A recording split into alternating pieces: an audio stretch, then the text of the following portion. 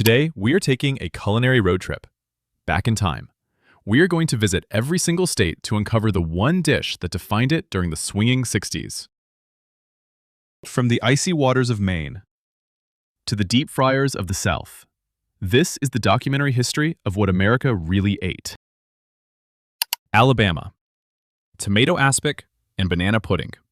Alabama embraced the savory gelatin trend with tomato aspic, essentially a solidified Bloody Mary served with mayonnaise. But for dessert, the state perfected banana pudding, layers of vanilla wafers, fresh bananas, and custard, often credited to the legendary Old Hickory BBQ, which put the dish on the map. Alaska. King crab and jellied moose nose. Alaska had just become a state, and its export was the massive king crab leg, but for indigenous communities, subsistence was vital. They relied on akudok, whipped animal fat and berries, and the unique jellied moose nose, a savory aspic made from the snout of the moose, utilizing every part of the animal for survival. Arizona. The chimichanga. Arizona stakes its claim on a happy accident, the chimichanga. Legend says a cook at Tucson's El Charro Cafe dropped a burrito into a deep fryer by mistake. The result was a blistered, crispy, molten masterpiece that defined the state's caloric intake for the decade. Arkansas. Fried dill pickles and tallarin. Arkansas gave the world a bar food icon in the early 60s. A drive-in owner named Fat Man Austin decided to deep fry hamburger pickles. It was an instant hit. At home, families relied on tallarin, a budget-friendly casserole of ground beef, noodles, and tomatoes that predated Hamburger Helper. California. The avocado and California cuisine. Long before millennial toast trends, 1960s California was already obsessed with the avocado. Blessed with a year-round growing season, the state was laying the groundwork for California cuisine, a movement that prioritized fresh, local ingredients over the canned cream soup casseroles dominating the rest of the country. Colorado. The steak. Colorado in the 60s was unpretentious. Steeped in ranching culture, the meal of choice was simply steak. No heavy French sauces, no complicated preparations, just high-quality, local beef grilled over an open flame. Connecticut. White clam pizza. And rounding out New England is Connecticut, specifically New Haven. In the 60s, Frank Pepe's solidified the legend of the white clam pie. It was a radical departure. No tomato sauce, a charred, thin crust, fresh little neck clams, garlic, and oregano. It was the perfect fusion of Italian immigrant ingenuity and New England seafood. Delaware. Strawberry pretzel salad. Delaware is where the mid-century obsession with gelatin really takes off. They embraced the strawberry pretzel salad. It blurred the line between side dish and dessert. Salty pretzel crust, creamy Cool Whip center, and a strawberry Jell-O top. It was the mandatory guest at every church potluck in the state. Florida. Key lime pie. Down in Florida, the heat demanded something sharp. Key lime pie was the answer. Using the tiny, acidic native limes and sweetened condensed milk, this pie didn't just taste good. It was a chemical reaction that thickened naturally, without baking. It was the perfect, refreshing bite for the humid tropics. Georgia. Peaches, onions, and grits. Georgia's 1960s identity was agricultural. The Holy Trinity was the peach, the Vidalia onion, and the grit. Savory grits, laden with butter and salt, were the non-negotiable carbohydrate of the morning, while peaches found their way into everything from cobblers to glazes for roasted pork. Hawaii, the pineapple. And finally, the 50th state, Hawaii. In the 60s, Hawaii mesmerized the mainland with the pineapple. While Dole exported it globally, locals ate it fresh, grilled, or paired with savory meats, reflecting the island's complex blend of Asian, Polynesian, and Western flavors. Idaho. The ice cream potato. Idaho is synonymous with the potato, but in the 60s, the West Side Drive-In in Boise invented a trick, the ice cream potato. Vanilla ice cream molded into a potato shape, dusted with cocoa powder to look like dirt, and topped with whipped cream to look like sour cream, a brilliant culinary illusion. Illinois. Deep dish pizza. In Illinois, specifically Chicago, the 1960s solidified the legend of the deep dish. This wasn't just pizza. It was architecture. Baked in a deep iron skillet for 45 minutes, it required a reversal of the laws of physics. Crust, a solid floor of mozzarella, meats, and finally the sauce on top to keep the cheese from burning. It was a pie you ate with a knife and fork. Indiana, sugar cream pie. And our first stop in the Midwest concludes in Indiana with the Hoosier pie, or sugar cream pie. It's a desperation pie that tastes like luxury. No eggs, just heavy cream, sugar, and flour, baked until it forms a caramelized skin on top. It is simple, incredibly sweet, and purely Indiana. Iowa, sweet corn. In Iowa, culinary pride was rooted in the soil. There were no tricks here. The defining dish was sweet corn. Picked fresh, shucked on the back porch, boiled, and slathered in butter and salt. It was the simple, unadorned centerpiece of every summer barbecue. Kansas, barbecue and pepper nuts. Kansas City barbecue defined the savory side of the state, but the holidays belonged to the pepper nut. Brought by Mennonite settlers, these tiny, crunchy cookies were heavily spiced with anise, pepper, and cloves. By the 1960s, no Christmas in Kansas was complete without them. Kentucky, burgoo. In Kentucky, community meant burgoo. This wasn't a quick dinner, it was an event. A thick stew made of at least 3 meats, often gamey venison or mutton, and every vegetable in the garden.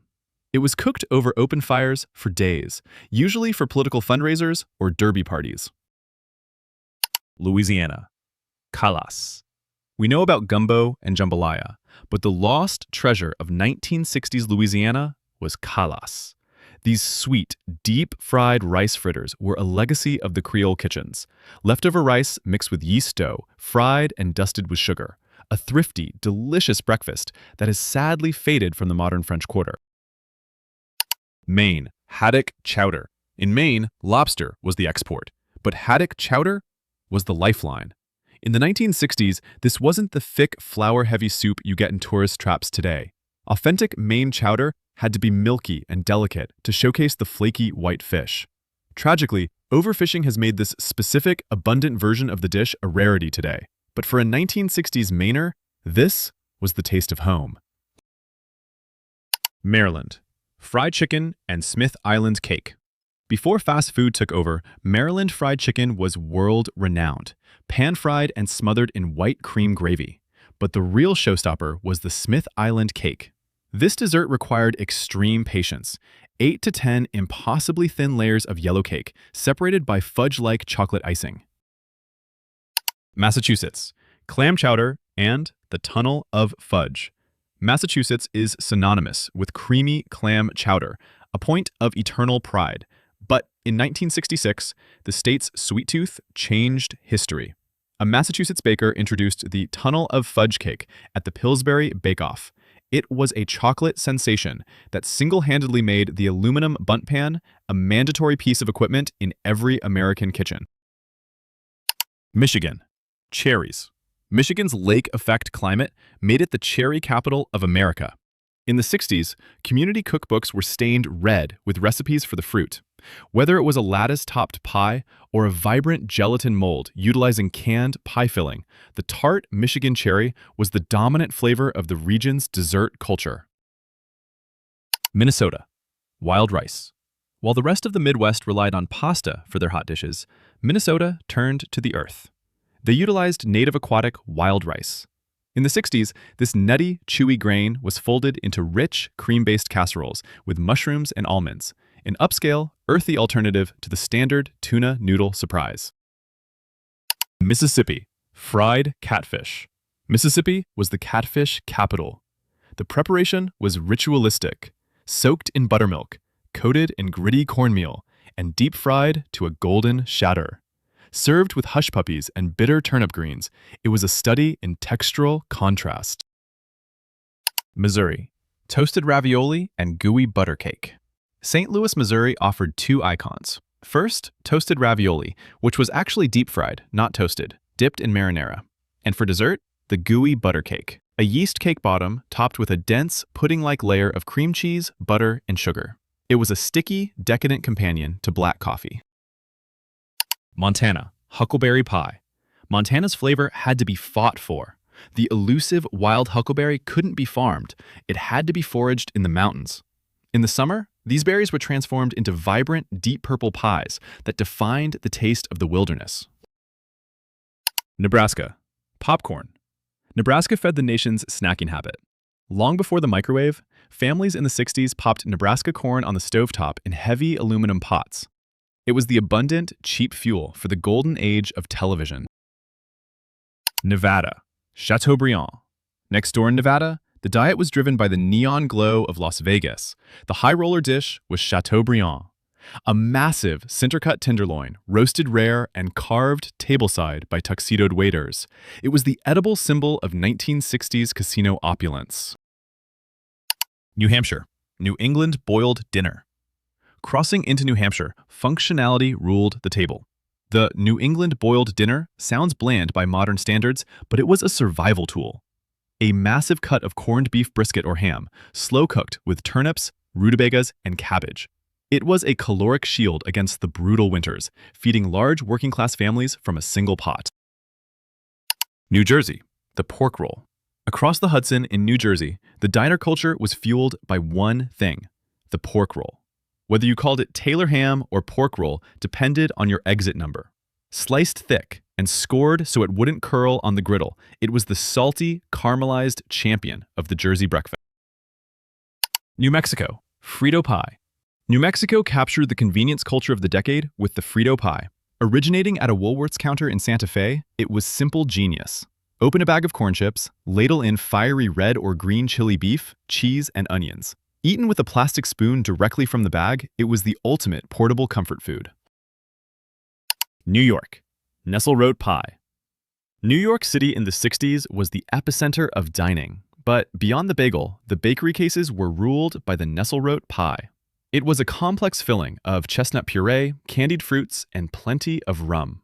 It was so culturally significant, it even appeared on the Andy Griffith Show. Though today, it has largely vanished from the city's menus. North Carolina. The Sonker. North Carolina hid a delicious secret in Surry County: the Sonker. Think of it as a cross between a cobbler and a deep dish pie. Gallons of local fruit topped with a pourable batter that baked into a sweet, dumpling-like crust. It was a dessert designed to feed a crowd. North Dakota. The Dakota caramel roll. In North Dakota, they didn't do icing, they did caramel. The Dakota roll was an obsession brought over by German-Russian immigrants. These fluffy yeast rolls were drenched in a thick, homemade caramel sauce.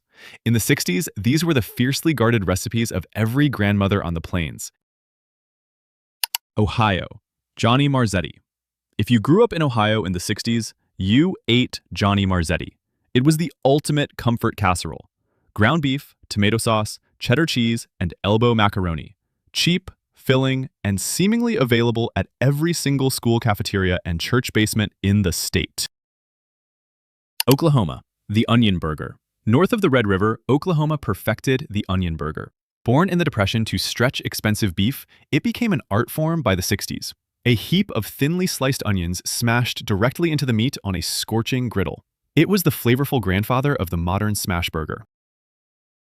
Oregon. The Dutch baby and maraschino cherries. In Oregon, Sunday brunch meant the Dutch baby, a dramatic bowl-shaped pancake baked in a cast-iron skillet until it puffed up, served with lemon and powdered sugar.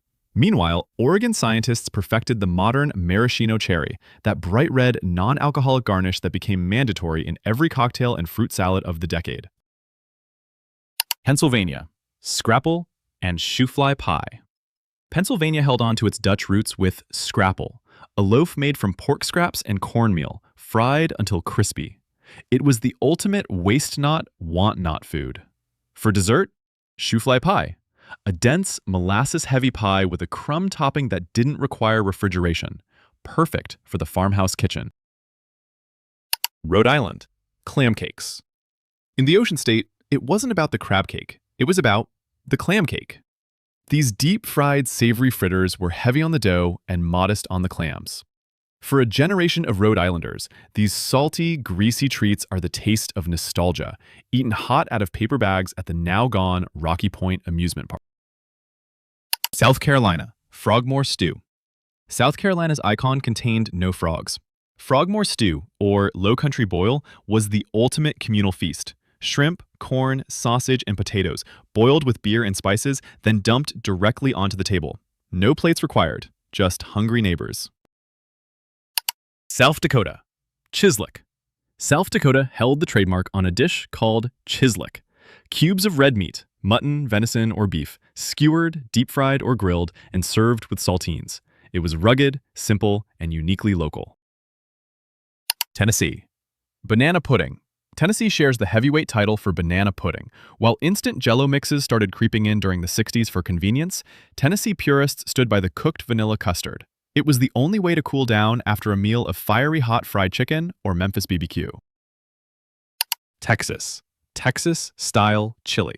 In Texas, chili was a religion, and in the 1960s, the bowl of red had strict commandments: cubed beef, dried chilies, cumin, and Mexican oregano. But the most important rule? Absolutely no beans. And no tomatoes. Texans defended this culinary law with a fervor usually reserved for politics and football. Utah. The Jell-O Belt. Utah earned a unique title in the 1960s, the Jell-O Belt. The state consumed more gelatin per capita than anywhere else. Elaborate, gravity-defying molds, often suspending shredded carrots or fruit cocktail, were the mandatory centerpiece of every social and religious gathering. Vermont. Maple and dairy. While the rest of America was falling in love with high-fructose corn syrup, Vermont stayed wild. Their 1960s diet was defined by the dairy farm and the sugar bush. Real maple syrup wasn't just for pancakes. It glazed meats and sweetened baked beans. Combined with local sharp cheddar, Vermont established a farm-to-table ethos 50 years before it became a marketing buzzword. Virginia. Chess pie. In Virginia, elegance met simplicity with the chess pie. Born from pantry staples, it required no expensive fruit, just butter, sugar, eggs, and a crucial touch of cornmeal to give the custard texture. It was sweet, rich, and unflinchingly Southern. Washington. Salmon and apples. Washington state relied on its volcanic soil and cold waters. The diet was defined by wild-caught Pacific salmon and the iconic Washington apple. Like California, they were establishing a culinary identity based on natural abundance rather than factory processing. West Virginia, the Appalachian side dish. In West Virginia, the meat wasn't always the star. The sides were. Sunday dinners were a masterclass in Appalachian agriculture. Fried green tomatoes, leather britches beans, and tangy chow-chow relishes. These weren't just garnishes. They were the heart of the meal, preserving the summer harvest for the winter. Wisconsin. Cheese curds and the brandy old-fashioned. In America's Dairyland, the snack of choice was the fresh, squeaky cheese curd. But when the sun went down and the supper clubs opened, the drink of the decade was the brandy old-fashioned sweet.